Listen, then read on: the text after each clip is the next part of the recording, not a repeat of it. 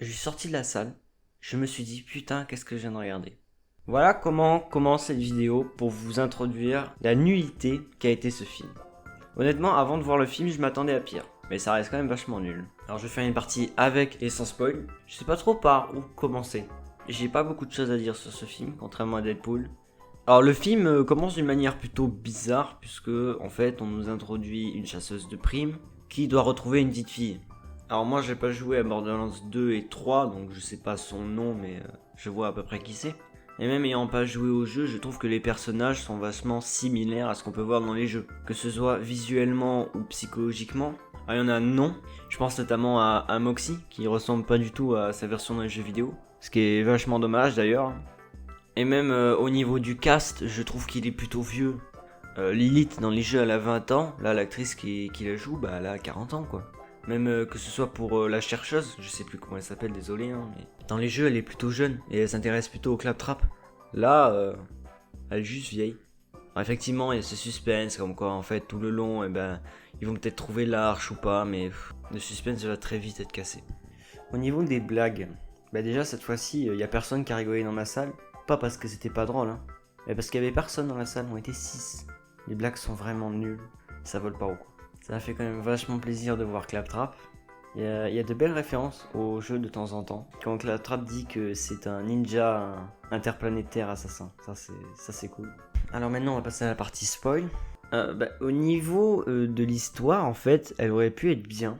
Le truc c'est que le suspense de l'arche, il est vachement vite cassé. En fait, la petite fille lapin là, elle est censée être une expérience des méchants qui en gros veulent la faire ouvrir l'arche.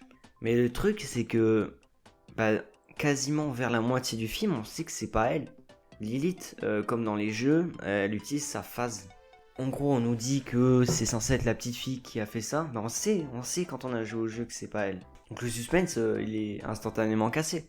Et la fin, ok, elle peut utiliser sa phase, elle a des pouvoirs, c'est l'élu, tout ça. Mais putain, le phénix, à moins que je me trompe, on n'a pas eu ça dans les jeux. Un truc pas du tout cohérent. Le pouvoir de l'arche, qui est censé être le pouvoir extraterrestre le plus puissant de l'univers, n'arrive pas à contrer le bouclier des méchants. Juste le bouclier. Ils ont dû désactiver le bouclier pour tuer le méchant. Franchement, bravo. Moxie, elle a autant d'utilité que dans le premier jeu, hein, c'est-à-dire aucune. Pareil, à un moment donné, il y a Roland qui se retrouve dans une allée avec des centaines de brutes, et il arrive à survivre. Alors qu'on voit très bien qu'il est à terre. Plein d'incohérences, un casse de vieux, une histoire sans réel suspense. On est très loin d'une bonne adaptation de jeu vidéo comme l'aurait pu faire Uncharted ou Mario. Pas le vieux, hein, pas nouveau. Je ne sais pas s'il y a une scène post-générique, j'ai pas regardé. Honnêtement, je me suis cassé, hein, ça m'a gavé. Le film essaye de se rapprocher du jeu, mais il y arrive pas du tout.